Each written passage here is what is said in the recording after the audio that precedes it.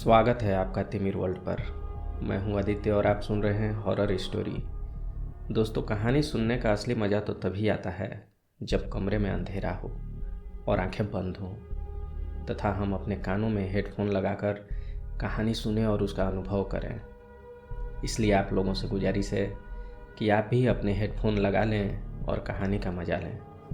तो चलिए सुनते हैं आज की कहानी। मेरा नाम अरुण है और मैं एक डॉक्टर हूँ। मैं सरकारी नौकरी में हूँ, इसलिए मेरा तबादला कभी कभार दूर दराज के इलाकों में भी हो जाया करता है। बात उस समय की है जब मेरी पोस्टिंग छत्तीसगढ़ के एक इलाके में हुई थी। मैं रात को 10 बजे हॉस्पिटल से अपनी ड्यूटी खत्म होने पर घर पहुँचा। घर पहुँचने पर फ्रेश होकर मैं खाना खाने बैठा ही था कि दरवाजे पर किसी ने दस्तक दी। मैं और मेरी पत्नी रिया सोचने लगे कि इतनी रात को कौन हो सकता है। हम ये सोच ही रहे थे कि दोबारा फिर से थोड़ी ज़ोर से दस्तक हुई और बाहर से आवाज़ आई, डॉक्टर साहब, डॉक्टर साहब। तब रिया ने दरवाज़ा खोला। बाहर एक लड़की खड़ी थी। उसकी उम्र 25 साल के आसपास होगी। उसने साड़ी पहन रखी थी तथा हाव भाव से गांव की आदिवासी लड़की मालूम पड़ रही थी। दरवाज़ा खुलते ही उसने रिया से पूछा कि डॉक्टर साहब हैं? मैं हॉस्पिटल भी गई थी पर पता चला कि डॉक्टर साहब घर चले आए हैं। वहाँ से घर का पता लेकर मैं यहाँ आई हूँ। उसने एक ही सांस में ये सारी बातें कह दी। वह थोड़ी घबराई हुई थी तथा उसके सांस फूल रहे थे। लग रहा था मानो दौड़ती हुई यहाँ आई हो। रिया ने उसे पीने के लिए पानी दिया तथा पास की कुर्सी पर बैठने का इशारा किया। वह कुर्सी पर बैठ गई और पानी पीने लगी। पानी पीने के बाद थोड़ा रिलैक्स हो चुकी थी। तब रिया ने कहा, हाँ डॉक्टर साहब घर पर ही हैं, आप बताओ क्या बात है। इस पर उसने कहा कि मेरे पति की तबीयत काफ़ी ख़राब है। मैं डॉक्टर साहब को अपने साथ ले जाने के लिए आई हूँ। तब तक खाना ख़त्म करके मैं भी उसके पास आ गया। मैंने पूछा क्या हुआ है उन्हें।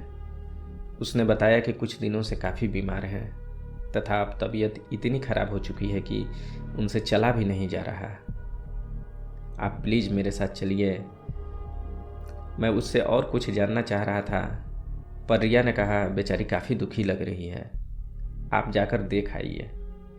और मेरा बैग लाकर टेबल पर रख दिया। मैंने कुछ इमरजेंसी की दवाइयाँ उसमें रखीं और कपड़े बदलकर उस लड़की से पूछा, कहाँ है तुम्हारा घर? उसने बताया कि यहाँ से 10 किलोमीटर की दूरी पर है। मैंने पूछा, तुम कैसे आई हो? कोई साधन है तुम्हारे पास?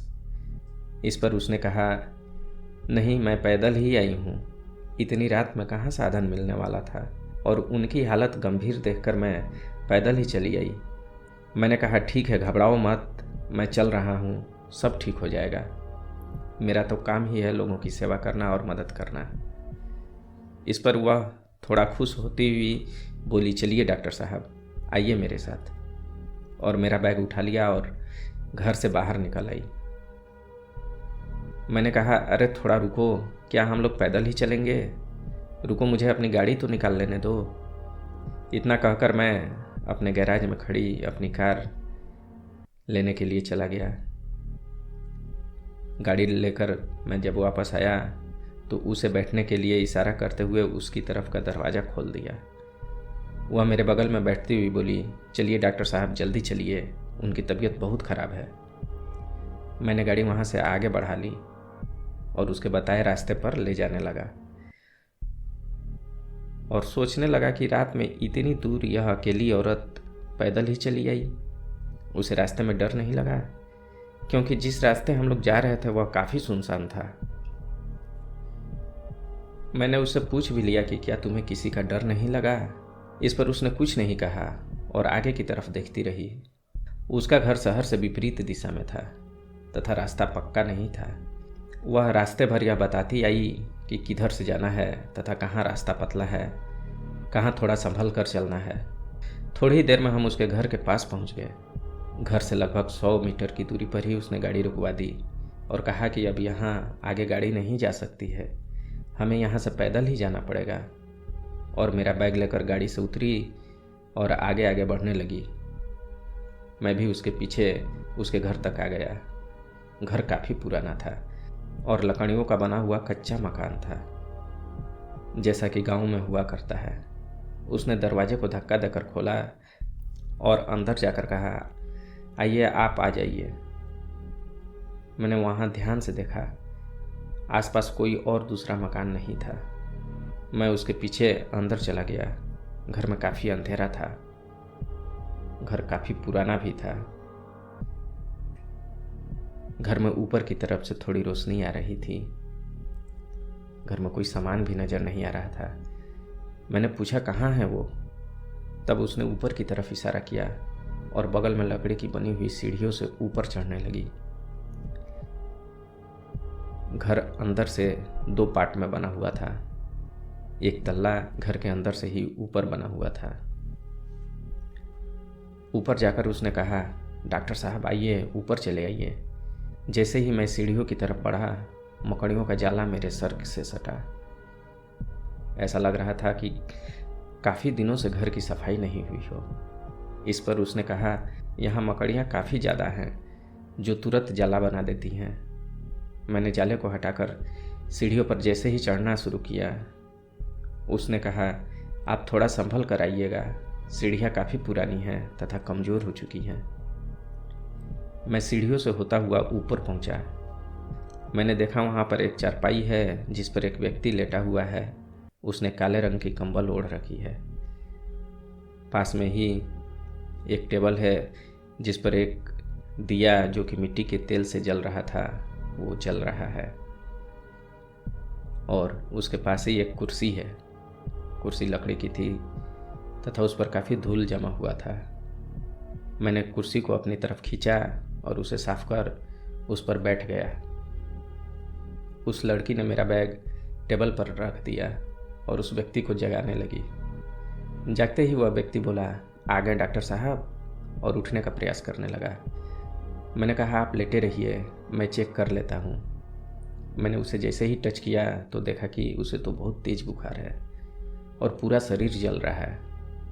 मैंने थर्मामीटर उसके मुंह में लगा दिया और बैग से बीपी मशीन निकालकर उसका बीपी चेक करने लगा। उस व्यक्ति को 104 डिग्री का बुखार था। चेक करने के बाद मैंने बैग से इंजेक्शन की शीशी निकाली और इंजेक्शन को भरते हुए उससे कहा, आप घबराइए मत, जल्दी ठीक हो जाइएगा, और उसे इंजेक्शन लगा दी और खाने के लिए 2 खुराक दवाइयाँ भी दी। वह लड़की उस समय वहीं पर खड़ी थी। मैं वहाँ लगभग 10 मिनट तक रुका। इस दौरान मैंने देखा कि वहाँ पर सामान के नाम पर कुछ भी नहीं था। घर में चारों तरफ मकड़ी का जाला बना हुआ था तथा टेबल कुर्सी आदि पर काफ़ी धूल जमा हुआ था। मुझे देखकर काफ़ी अजीब लग रहा था। 10 मिनट के बाद जब उस व्यक्ति को आराम मिलने लगा तो मैंने कहा कि अब मैं चलता हूँ, कल सुबह आकर फिर से देख जाऊँगा। वे दोनों काफ़ी खुश नज़र आ रहे थे तथा मुझे बार बार धन्यवाद कह रहे थे।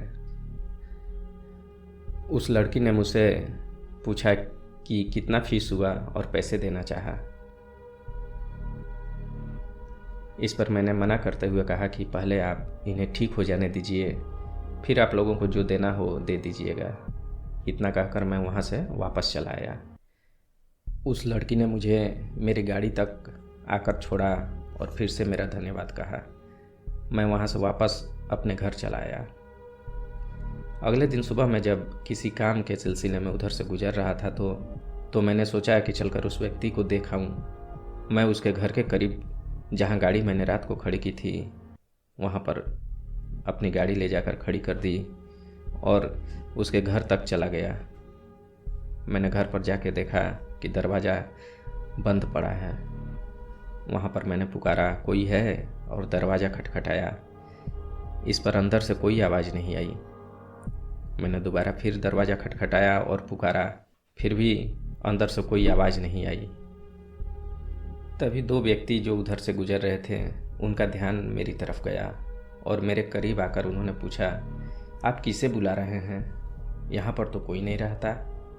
ये घर कई वर्षों से बंद पड़ा है। मुझे काफ़ी आश्चर्य हुआ उनकी बात पर।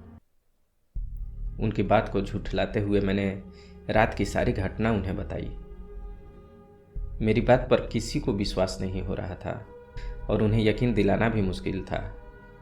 इस पर मैंने कहा, एक बार चलिए अंदर चल कर देखते हैं। मैं और वो दोनों व्यक्ति मेरे साथ अंदर गए। अंदर रात की तरह ही माहौल था। चारों तरफ मकड़ी का जाला तथा चारों तरफ फैली हुई धूल। जब मैं उन्हें लेकर सीढ़ियों से ऊपर की तरफ गया तो रात की तरह चारपाई बिछी हुई थी, जहाँ पास में ही कुर्सी थी जिस पर मैं रात को बैठा था, और उसके पास ही वो टेबल जिस पर मैंने अपना बैग रखा था। उस टेबल पर ही इंजेक्शन की वो शीशी थी जो उस व्यक्ति को मैंने रात में लगाई थी, तथा मेरे द्वारा दी हुई दवा जो कि उस व्यक्ति ने खा ली थी, उसके रैपर वहीं पड़े हुए थे। अब मैं भी काफ़ी आश्चर्यचकित था और वो दोनों व्यक्ति भी। खैर, ये सब देखकर मैं वहाँ से वापस बाहर चला आया और अपनी गाड़ी लेकर सीधा घर चला आया। मुझे अब भी जब उस घटना की याद आती है तो मैं यही सोचता हूँ कि वो लोग कौन थे। तो दोस्तों, ये थी आज की कहानी। अगर कहानी अच्छी लगी हो तो आप इस चैनल को सब्सक्राइब करें तथा कहानी को लाइक करें और अपने कमेंट बॉक्स में देना ना भूलें। अगर आपके पास भी कोई कहानी हो और आप सभी को सुनाना चाहते हो तो डिस्क्रिप्शन में हमारे इंस्टाग्राम की आईडी का लिंक है, उस पर ज़रूर भेजें। तो फिर हम जल्द मिलते हैं तिमिर वर्ल्ड पर एक नई कहानी के साथ। तब तक के लिए good bye and take care.